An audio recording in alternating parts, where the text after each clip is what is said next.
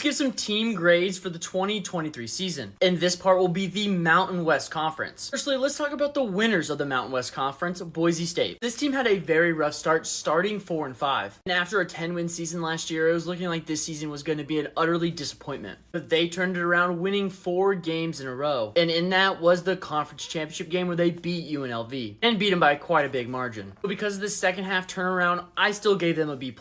Nextly, we got Wyoming. And Wyoming started the season off super hot. They beat Texas Tech in an overtime thriller, and then they hung with Texas in 3 quarters. Yes, they did end up getting beat by the end, but it was a close game, which is a pretty good victory for Wyoming. They finished off the season having a very solid season, having one more win they did the previous year. So for that, I give them a B. Next, we got San Jose State. They had a little bit of an up and down season too, but in the end, they were in the race to go to the conference championship game. Yes, they did come a bit short, but a 7-5 team being in the race is kind of crazy anyways. The same record as last year, so for that, I gave them a middling score of B-. Next, we got Utah State, and they had the same record that they did last year, and it was a positive that they made a bowl game, but I think a lot of Utah State fans were hoping that this team would jump to the next level. And sadly, they didn't, so I still gave them a C. Next, we got Colorado State. Honestly, I wouldn't be upset if you gave them a B grade, because they were projected to be one of the worst group of 5 teams this year. It was sad that they barely missed out on a bowl game, and if they would have pulled through on that Colorado game, they would have made it. But still, nothing to be too upset about, so I gave them a C+.